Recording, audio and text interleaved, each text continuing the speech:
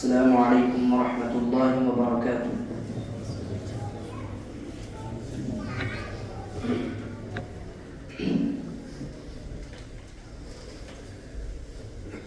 بزم عالم میں ہوئی جب بعثت خیر الورا،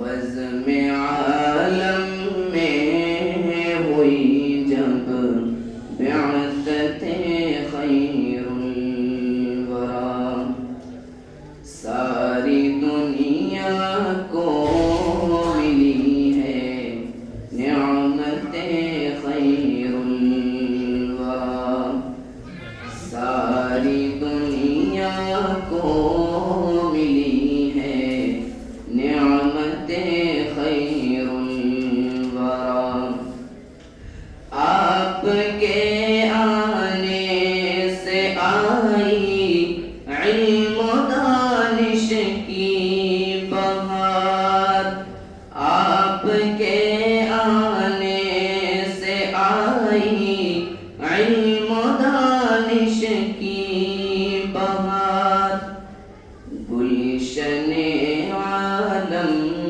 میں آئی نکہت خیر الورا، گلشن عالم میں آئی نکہت خیر الورا، تھے وہ اپنی زندگی میں پاک باز و راست باز، تھے وہ اپنی زندگی میں پاک باز و راست باز، خوب تھی شرم و حیا اور عصمت خیر الورا، خوب تھی شرم و حیا اور عصمت خیر الورا،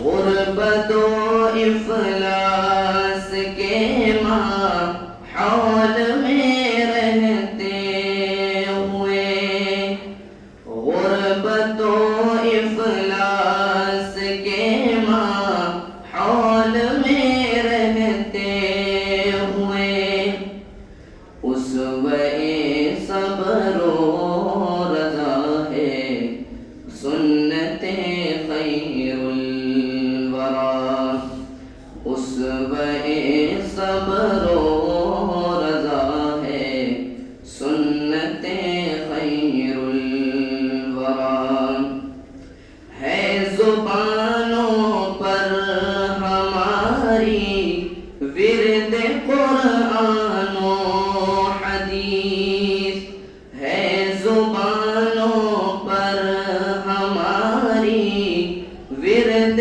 قرآن و حدیث، ہم کو کافی ہے یقیناً نسبت خیر الورا، ہم کو کافی ہے یقیناً نسبت خیر الورا، آپ نے دی اپنے جانی دشمنوں کو بھی امان، آپ نے دی اپنے جانی دشمنوں کو بھی امان، واہ کیا لطف و کرم کیا شفقت خیر الورا، واہ کیا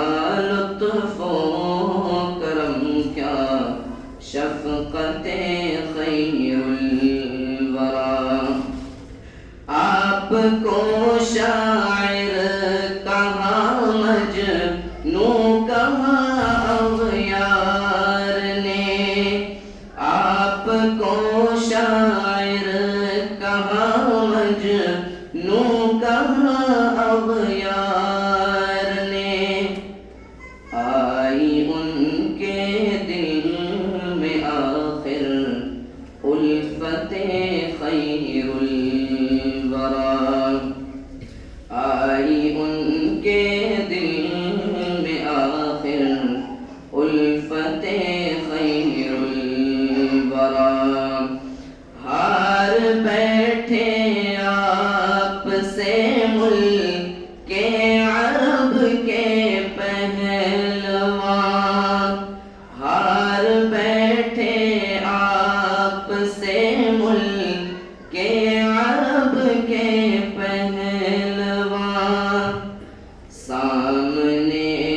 ان کے آئی طاقت خیر الورا، سامنے جب ان کے آئی طاقت خیر الورا، بزم عالم میں ہوئی جب بعثت خیر الورا، ساری دنیا کو ملی ہے نعمت خیر الورا۔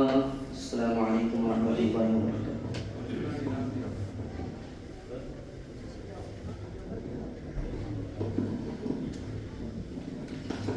ماشاءاللہ ماشاءاللہ، جزاک اللہ خیر ماشاء الجزاء۔ یہ تھے حافظ حمزہ حفظ اللہ، جو ابھی تک ہمارے سامنے بڑی ہی پیاری آواز اور خوبصورت لب و لہجے میں نعت نبی صلی اللہ علیہ وسلم پیش فرما رہے تھے۔ محترم سامعین، میں آپ حضرات کو اس پروگرام کے حوالے سے بتاتا چلوں کہ یہ ایک روزہ ماہانہ دینی دعوتی و اصلاحی اجتماع ہے، جس کا انعقاد شبان اہل حدیث لکھنؤ کے زیر اہتمام اور صوبائی جمعیت اہل حدیث مشرقی یو پی کے زیر سرپرستی و ماتحتی میں ہوا ہے۔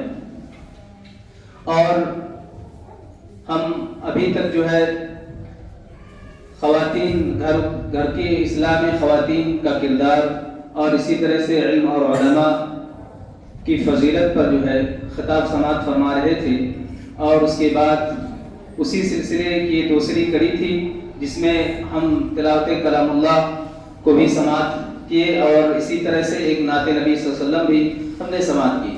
اب اس پروگرام کے سب سے اہم موضوع پر گفتگو کرنے کے لیے کہ جو عنوان رکھا گیا ہے حدیث رویبضہ کی توضیح و تشریح، ہم سبھی کے دل و دماغ میں یہ بات گردش کر رہی ہوگی کہ یہ کیا ہے۔ یہ ایک مشہور و معروف حدیث ہے جس میں اللہ کے رسول صلی اللہ علیہ وسلم نے قیامت کی نشانیوں میں سے کچھ نشانیاں بیان فرمائی ہیں کہ اس میں جو ہے جھوٹے کو سچا سمجھا جائے گا اور سچے کو جھوٹا قرار دیا جائے گا، اسی طرح سے خیانت دار کو امانت دار سمجھا جائے گا اور امانت دار کو جو ہے خائن قرار دیا جائے گا۔ صحابہ کرام نے اللہ کے رسول صلی اللہ علیہ وسلم سے پوچھا کہ رویبضہ کیا ہے، تو اللہ کے رسول صلی اللہ علیہ وسلم نے فرمایا، کہا کہ وہ حقیر اور نااہل شخص ہے جو دوسروں کے معاملات میں بات کرے گا۔ سامعین کرام، اب اس موضوع پر جو ہے میں روشنی ڈالنے کے لیے دعوت دوں گا صوبائی جمعیت اہل حدیث مشرقی یو پی کے ناظم اعلیٰ فضیلت الشیخ مولانا شہاب الدین مدنی حفظ اللہ کو کہ آپ اس موضوع پر جو ہے روشنی ڈالیں۔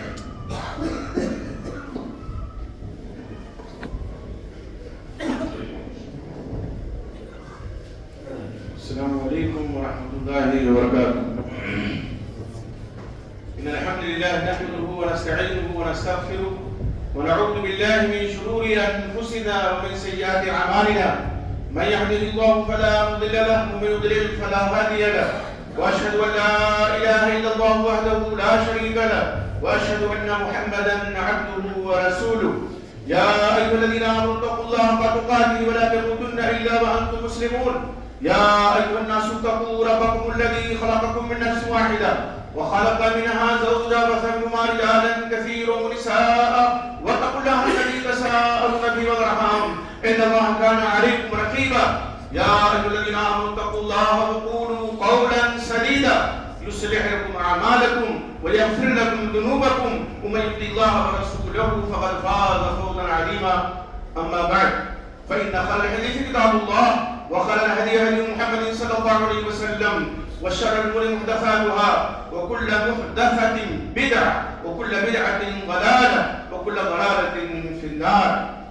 فعن أبي هريرة رضي الله تعالى عنه قال قال رسول الله صلى الله عليه وسلم: سيأتي على الناس سنوات خداعات يصدق فيها الكاذب ويكذب فيها الصادق، ويؤتمن فيها الخائن ويخون فيها الأمين، وينطق فيها الرويبضة۔ قيل وما الرويبضة؟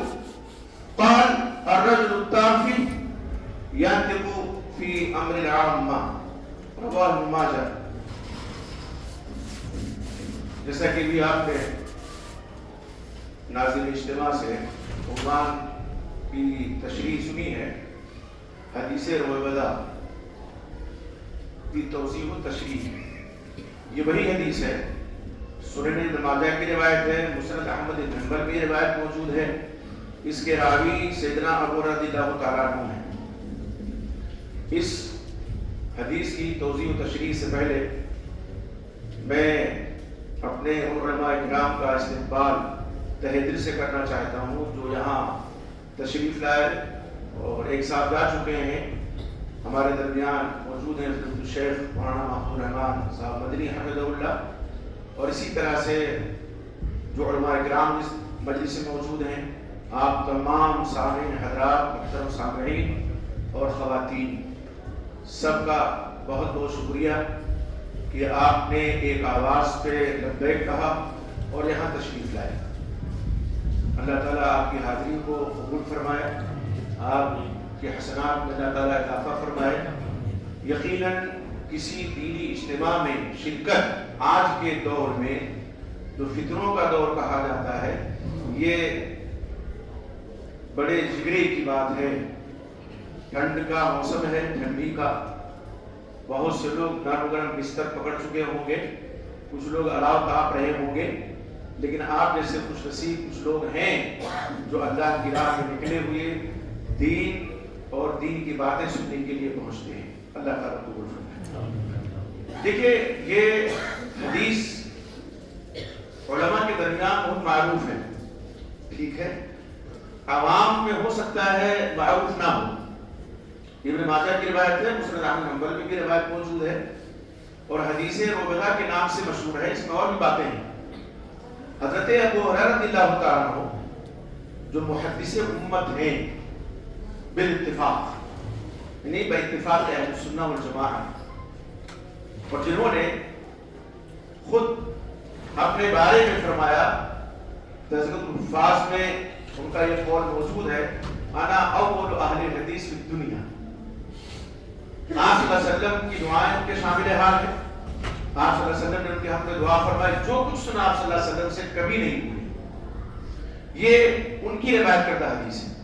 فرماتے ہیں کہ وسلم نے فرمایا، سیاتی علی الناس سنوات خداعات، ان قریب لوگوں پر کچھ فریب والے سال آئیں گے. سال فریب والے تو نہیں ہوتے، ان سالوں میں جو لوگ، برسوں میں جو لوگ موجود ہوں گے وہ مکر و فریب والے ہوں گے. جیسے کہا جاتا ہے نا کہ دریا بہتا ہے لیکن دریا نہیں بہتا. کیا بہتا ہے؟ پانی بہتا ہے کہ نہیں ہے؟ تو ایسے یہ نہ سمجھا جائے کہ ماحوسات دھوکہ دیتے ہیں، نہیں. زمانے کو اللہ کے وسلم نے تو برا بھلا کہنے سے منع فرمایا ہے.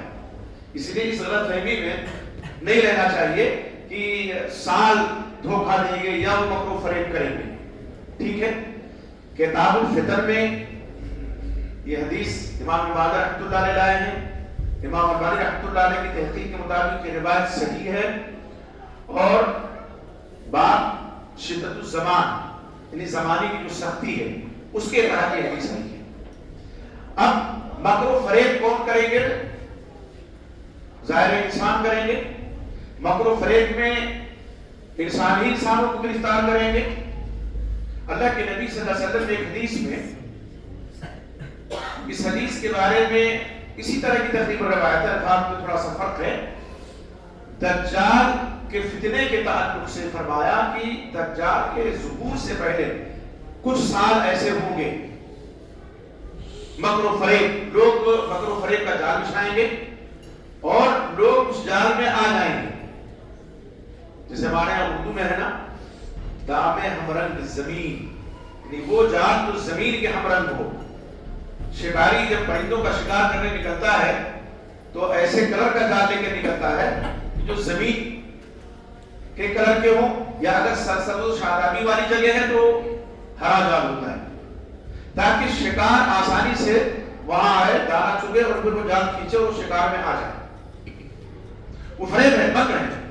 دجال کے ظہور سے پہلے کچھ سال ایسے ہوں گے جس میں لوگ مکر و فریب کریں گے. اور آپ نے پھر آگے ارشاد فرمایا، یصدق فیہ الکاذب، ان برسوں میں کیا کیا جائے گا؟ جھوٹے کو سچا سمجھا جائے گا. وہ دور آج ہم دیکھ رہے ہیں. یوٹیوب کی دنیا، بلکہ کہہ لیجیے یوٹیوب کی دکان میں کہتا ہوں، جو لوگ سجائے ہوئے ہیں ایسے ہی مکر و فریب کر کے لوگوں کو جال میں اپنے پھنساتے ہیں اور لوگ ان کی تصدیق کرتے ہیں. وہ جھوٹے ہوتے ہیں، وہ ہوتے ہیں جھوٹے، لیکن لوگ ان کی تصدیق کرتے ہیں کہ ہاں بہت سچ بول رہے ہیں.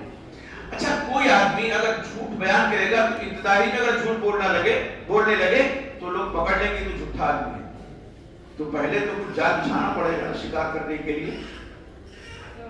تو وہ جال آدمی پہلے بچھاتا ہے تاکہ لوگ ہمیں سچا سمجھنے لگے. ابھی میں نے جو پہنچتی ایک مثال دی، اسی میں میرا وقت کئی گھنٹے ہم بیٹھے ان کے ساتھ. وہ حافظ ہیں، عالم نہیں ہے، اور نئے اہل حدیث کہہ لیجئے. میں غیر مقلد کہتا تھا، لیکن آج انہوں نے اپنی اصلاح الحمدللہ کر لی ہے تو اہل حدیث تو کہہ سکتے ہیں.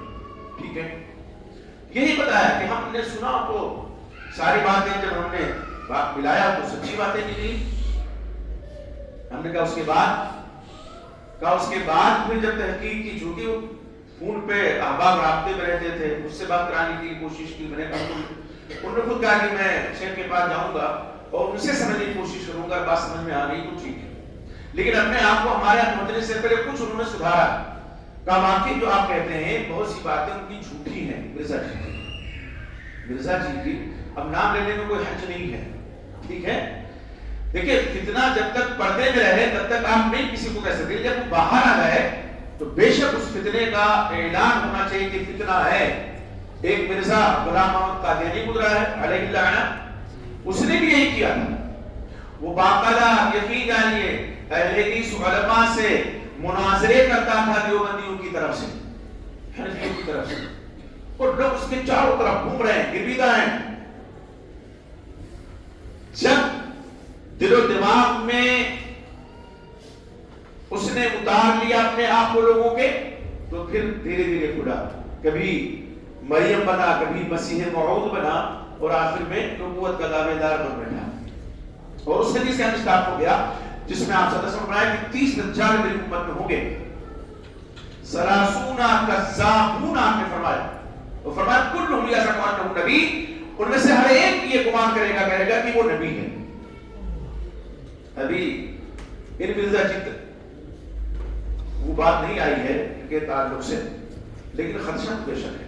اس لیے کہ جس کا ہاتھ ان نفوس قدسیہ کے دام تک پہنچ جائے کہ جن کو اللہ رب العزت نے اپنے رضا کا سرٹیفکیٹ قرآن مجید میں دیا ہے، تو کچھ بعید نہیں ہے، فالوور تو مل ہی جاتے ہیں لوگوں. تو یہاں ایسے سال ہوں گے، ایسے زمانے ہوں گے جن میں جھوٹے کو سچا سمجھا جائے گا. وَيُكَذَّبُ فِيهَا الصَّادِقُ، اور سچے کو جھوٹا سمجھا جائے گا. طریقے واردات یہی ہے کہ فروعی مسائل کو ابھارو، پھر علماء سے متنفر کرو. اہل حدیث تمام بہت اچھی ہے، لیکن ان کے علماء بہت خراب ہیں، تاکہ لوگ علماء سے متنفر ہو جائیں گے. جو راست باز علماء ہیں، جو سچے علماء ہیں، جو قرآن مجید کی آیات پڑھتے ہیں، احادیث مبارکہ پڑھتے ہیں، قرآن کے معنی کا ترجمہ اس کی تشریح صحیح معنوں میں کرتے ہیں، احادیث مبارکہ کی توضیح صحیح معنوں میں کرتے ہیں، وہ سچے لوگ ہوتے ہیں. تو ان کو مرزا نے وہ چیز بیان کی ہے جو علماء چھپا رہے تھے اب تک. یہ بات ہے کہ نہیں ہے؟ علماء ان باتوں کو چھپا رہے تھے جو جھوٹی باتیں تھیں، تاکہ جھوٹ کی نشر و اشاعت امت میں نہ ہو. سچ کو علماء نے کبھی نہیں چھپایا ہے. صحابہ کرام رضی اللہ عنہ کے درمیان جو اختلافات یہ جن کو ہم مشاجرات صحابہ کہتے ہیں، تو علماء نے کتابوں میں لکھا، لیکن اعلیٰ رؤوس الاشہاد اس کو بیان کرتے نہیں تھے کہ لوگ بدزنی اور بدگمانی کا شکار نہ ہو جائیں. تو یہ زمانہ آج ہے کہ سچے کو جھوٹا کہا جاتا ہے. وَيُؤْتَمَنُ فِيهَا الْخَائِنُ، اور جو خیانت کرنے والا ہے اس کو امانت دار کہا جاتا ہے. خیانت صرف مال میں نہیں ہوتی ہے، خیانت علم میں بھی ہوتی ہے. وہ اس نے کیا تھا یہودی نے نا، جب ایک یہودی مرد اور ایک یہودی خاتون سے زنا کا صدور ہوا تھا، زنا جو ماخوذ تھے، تو آپ صلی اللہ علیہ وسلم نے فرمایا کہ توریت لاؤ. حدیث آپ نے بار بار سنا ہوگا. اور پڑھو اس میں کیا ہے کہ ایک زانی مرد اور زانیہ عورت کی سزا کیا ہے.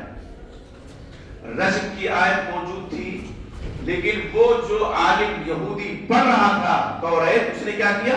آیت رجم پہ اپنا ہاتھ رکھ دیا.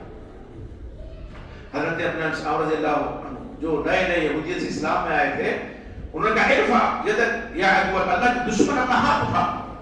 اور جب اس نے ہاتھ اٹھایا تو حدیث کے الفاظ ہیں کانت آیت الرجم تلوح تحت یدہ، رجم کی آیت اس کے ہاتھ کے نیچے چمک رہی تھی. پھر پورا واقعہ مستقبل جانا چاہتا. تو آپ دیکھیں کہ آج بھی وہ کام لوگ کر رہے ہیں، حدیث بیان کریں گے لیکن وہاں تک جہاں تک ان کا مطلب ہے، آگے جو حدیث کی تشریح ہے، توضیح ہے، اس کو بیان نہیں کریں گے. اپنا مطلب نکال دیا اور فلاں حدیث میں یہ فلاں حدیث میں وہ.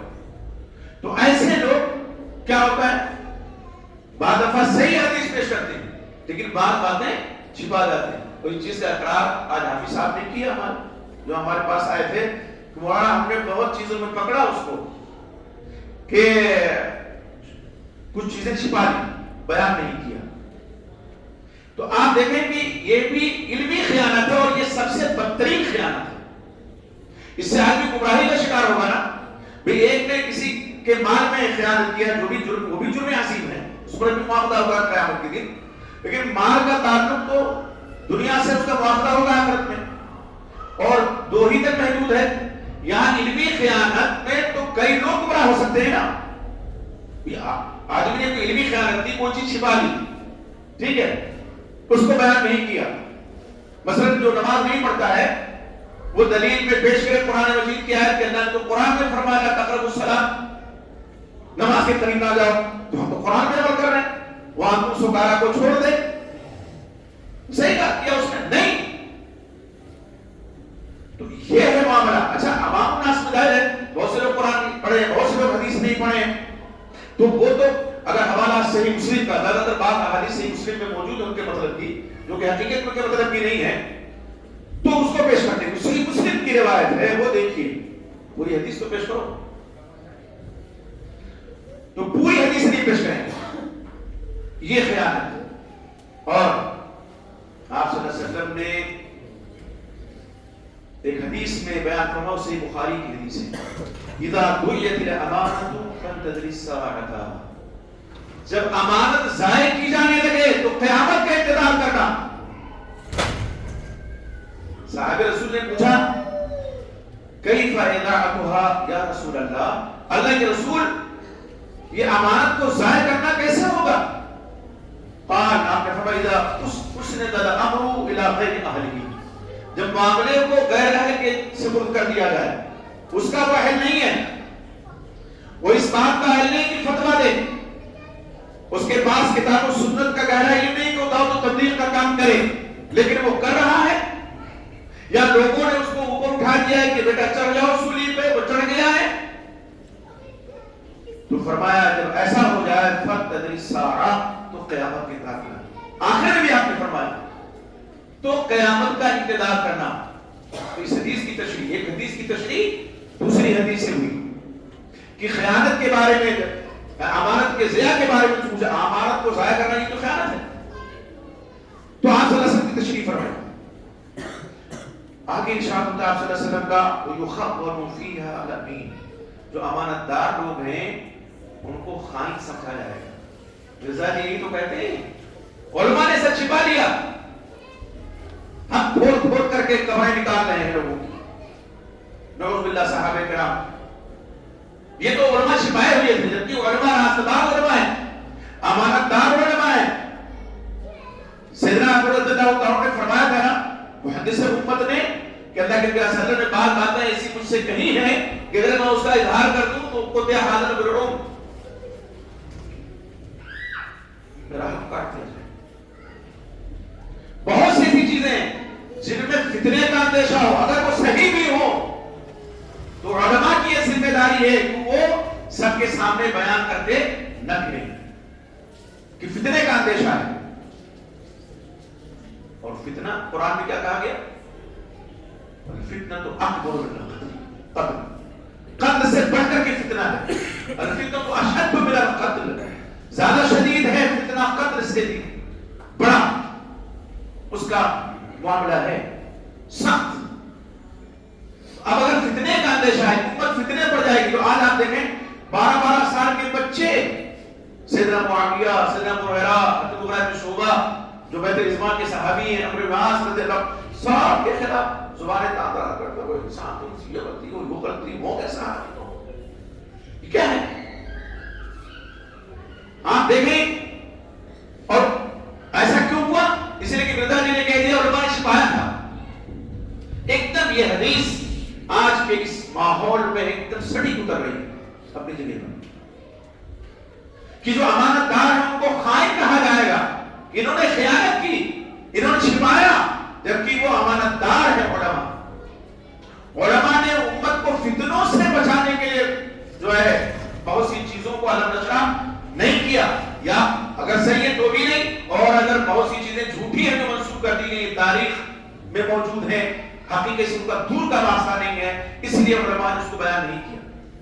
اب مرزا جی اور جیسے لوگ کیا کرتے ہیں, اسی تاریخ کے قبرستان سے ہڈیاں نکالتے ہیں, بھگوڑتے ہیں اور کہتے ہیں یہ دیکھو میں نکال کے لایا, یہ دیکھو میں نے یہ سب علماء چھپائے ہوئے تھے, یہ ایسے کہتا ہے یہ علماء چھپائے ہوئے تھے, یہ میں بیان کر رہا ہوں. تو ظاہر لوگ بھی ملا ہوں گے, ہاں صاحب یہ تو بہت بڑے عالم ہیں, ابھی تک تو ہم نے یہ بات علماء سے نہیں سنی تھی.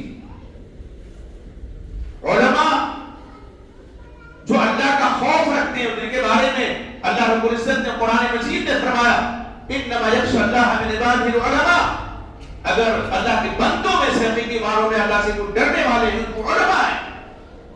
ان کا دل درزیدہ اور ترسیدہ رہتا ہے, خوف زدہ ہو رہتے ہیں کہ اگر کوئی ایسی بات ہم نے کہہ دی جس سے فتنہ رونما ہو جائے گا امت میں, تو میرا مواخذہ کل قیامت کے دن ہوگا.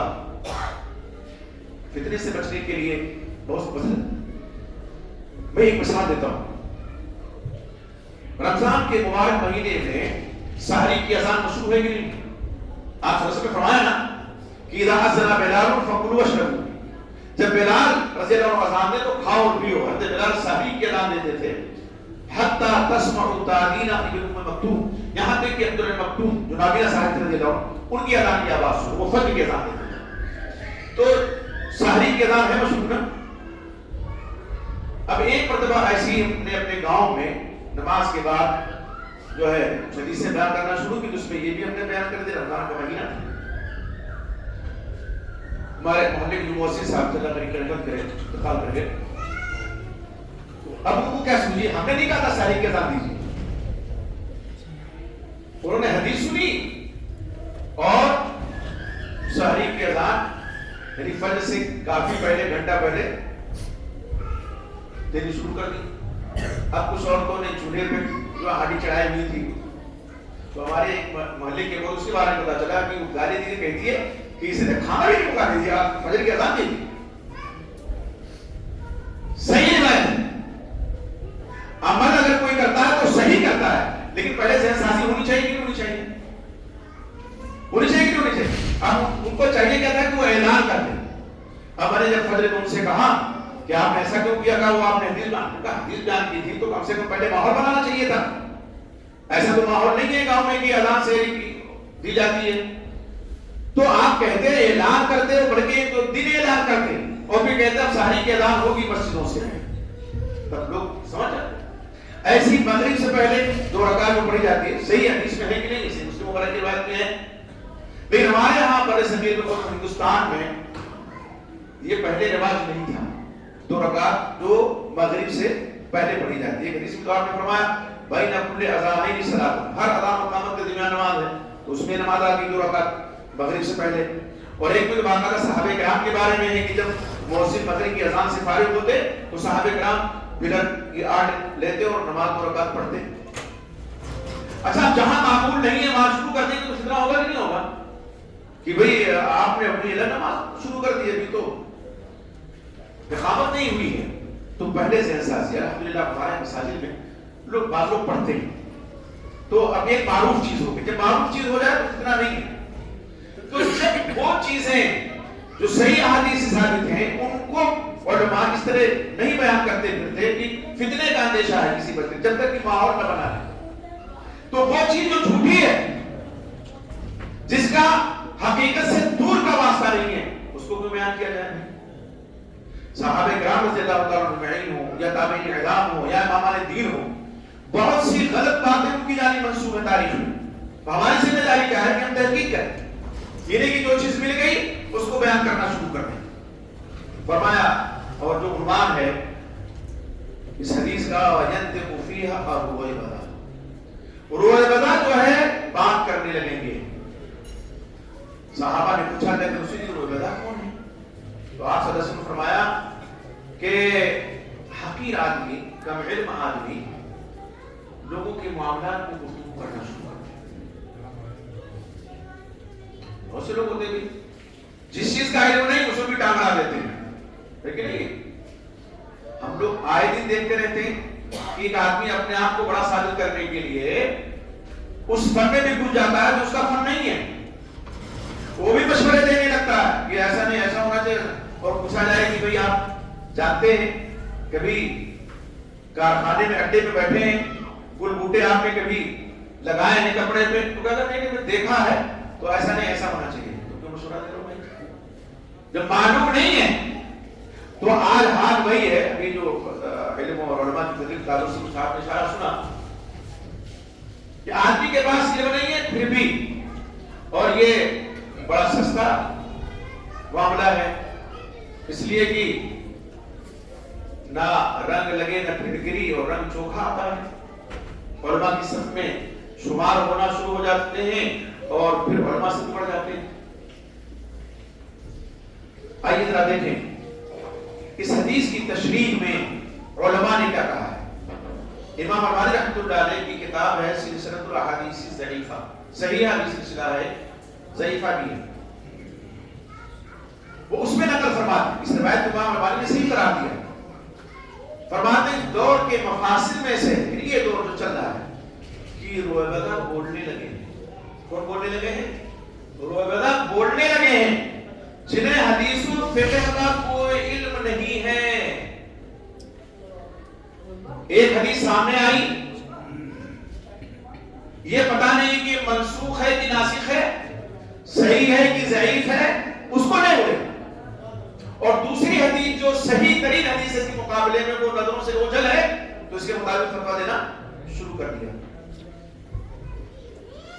ہوتا ہے ایسا، اور اگر کہا جائے کہ آپ نے فتویٰ کہاں سے دو، ہم نے تو حدیث پڑھی اٹھرا حدیث، تو یہ حدیث تحقیق کیا آپ نے کبھی؟ اس حدیث پر علماء کے جو اعتراضات ہیں، جو کلام ہے، ان کا کبھی آپ نے اس پر غور کیا؟ سند پہ غور کیا؟ نہیں، فلاں حدیث کی کتاب میں ہے تو ہم نے بھی اس کو بیان کر دیا۔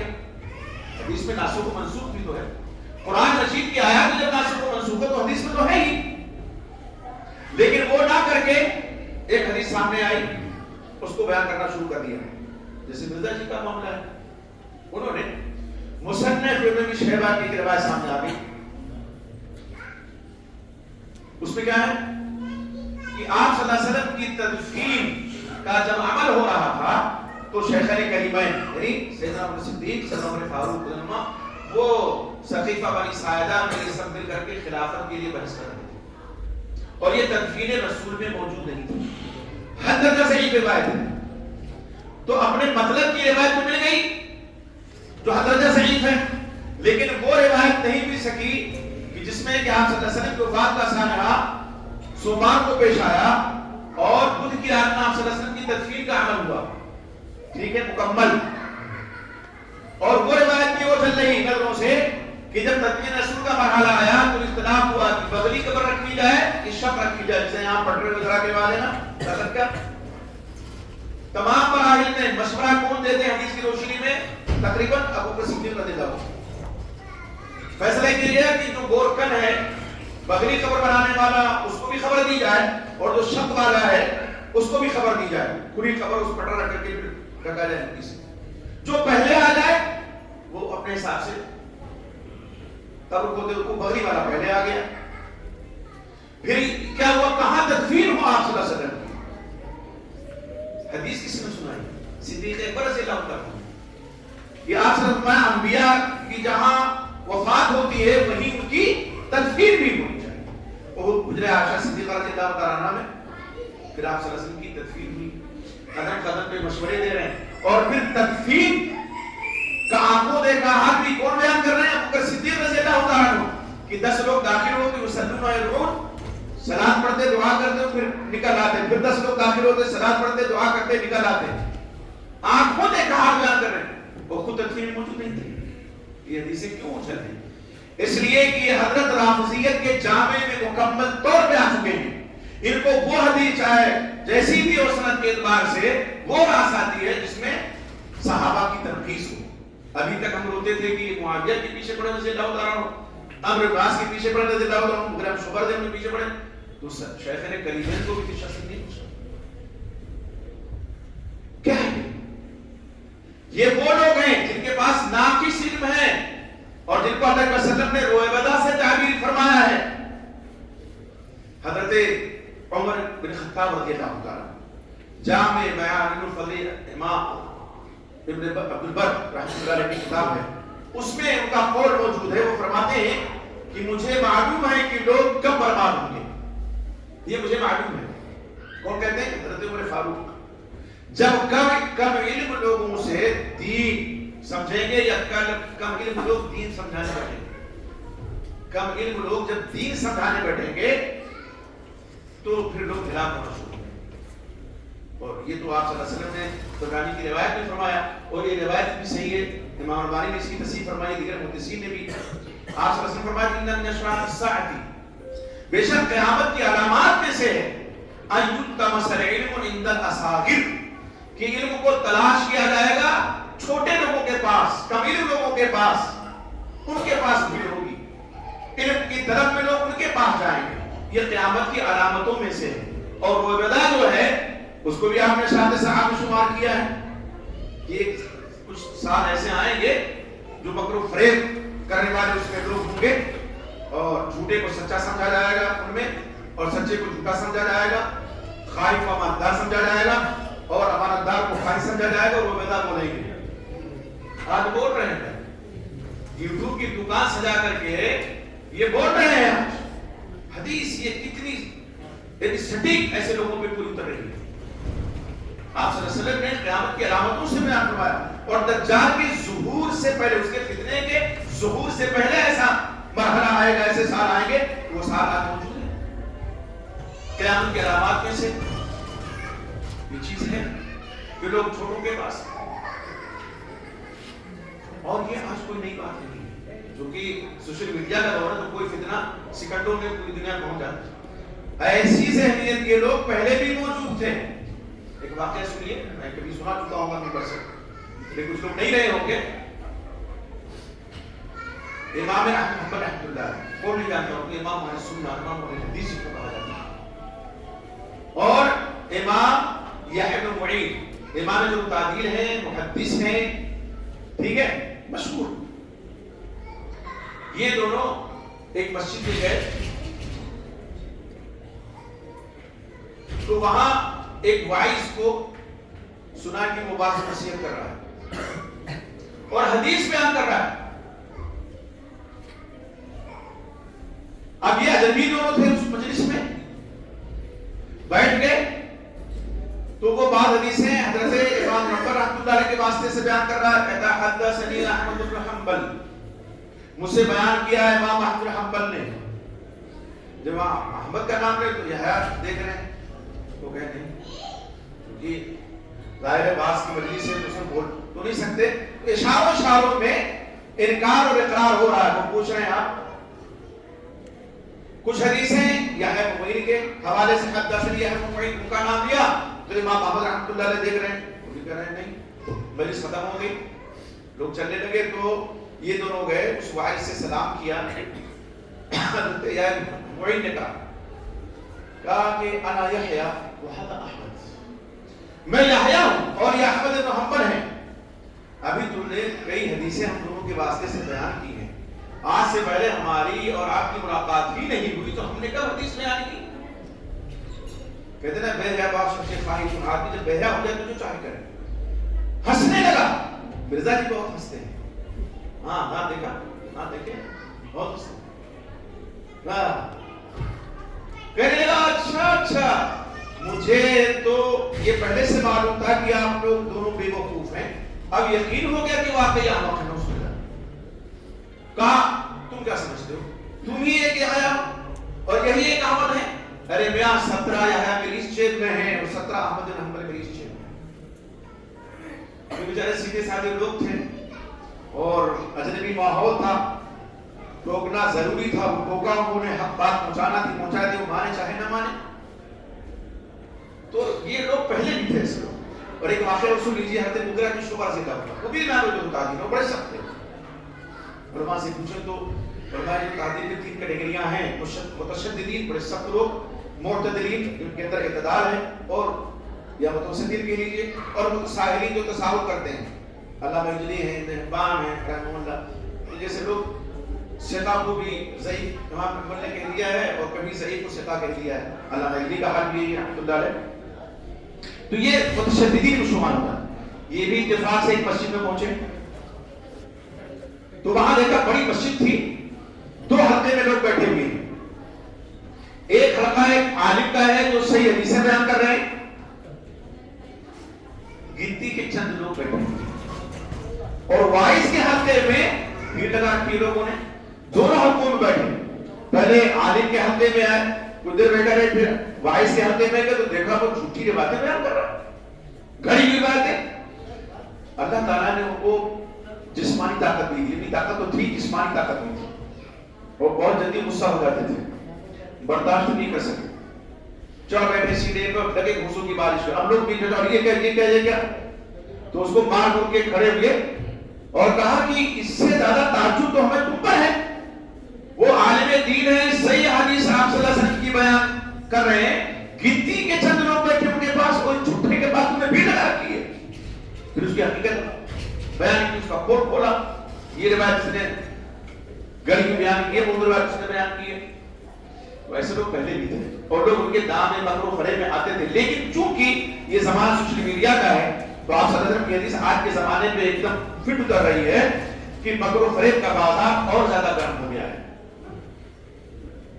اور یہ انہی لوگوں کی کارستانی ہے, انہی لوگوں کا جھوٹا کہہ لیجئے جس کو آج مرزا جیسے لوگ چاٹ رہے ہیں اور کہتے ہیں کتاب میں لکھا ہے تو ہم بیان کر رہے ہیں. تاریخ میں, اور میں نے اپنی کتاب میں بھی لکھا ہے, سب سے مشکل فن اگر کوئی ہو تاریخ کا فن ہے. سب سے مشکل فن حساب علم حساب سے کہتے ہیں آپ, جوڑ گھٹاؤ تقسیم, ذو اعداد فقط مشترک لوگ پڑھتے تھے جو اصطلاح پہلے تھی, اب اس کی جگہ پہ اور اصطلاحات آ گئی ہیں. چونکہ اور اس لیے بھی مارشل صاحب نے ہمارے ساتھ پڑھا ہے کہ نہیں, اب اصطلاحات, لیکن قواعد وہی ہیں. حساب کے قواعد بدل نہیں سکتے. نحو صرف جو قواعد ہے نا عربی کے, فاعل کی تعریف, مفعول کی تعریف, انگریزی کی جو قواعد ہیں ناؤن پروناؤن کی تعریف, وہ کبھی نہیں بدلتی. کہ بدلتی ہے نہیں. لیکن تاریخ ایک ایسا فن ہے کہ یہ زمانے کے حادثات کے ساتھ یہ فن بدلتا رہتا ہے. اور اس میں سب سے جو بڑی خرابی ہے کہ ایک آدمی جب تاریخ مرتب کرنے بیٹھتا ہے تو اس کے دل میں کسی سے محبت ہے تو کسی سے ساتھ میں نفرت بھی ہے, اور اسی زمانے کے لوگ ہیں. تو وہ جن سے محبت و الفت رکھتا ہے ان کو بڑھا چڑھا کر کے پیش کرے گا, جن سے نفرت و عداوت رکھتا ہے ان کے مرتبے کو گھٹا کر کے لکھے گا. تو تاریخ نویسی ایک ہے اور تاریخ سازی دوسری چیز ہے. وہ سانحہ کربلا ہو یا جنگ جمل ہو, جنگ صفین ہو, رتب و یابس کی بھرمار ہے ان میں. اور بڑے تعجب کی بات ہے ہمارے سنی مورخین بھی محفوظ نہیں رہے ہیں. تاریخ تبری کتنی معروف کتاب ہے, اس کا اردو ترجمہ بھی اب آ گیا ہے, یہ پڑھیے اس کو. تاریخ تبری, سنی تاریخ امام تبری رحمۃ اللہ علیہ, ٹھیک ہے, ان کی مرتب کرتا ہے تاریخ الملوک والامم. لیکن انہوں نے مقدمہ ہی میں لکھ دیا کہ مجھے جس طرح جو چیز ملی میں نے نقل کر دی ہے. بس یہ ذمہ داری پڑھنے والوں کی ہے, قاری کی ہے, کو چھانٹ رہے ہیں اس میں کہ کون صحیح ہے کون غلط ہے. اور یہ وجہ ہے کہ انہوں نے ابو مخنف رافضی ایک گزرا جس کا نام ابن یحییٰ تھا, میزان اقتدار اس کے بارے میں رافضی صحابہ رافضی تھا، صحابہ کرام کو گالیاں دیتا تھا.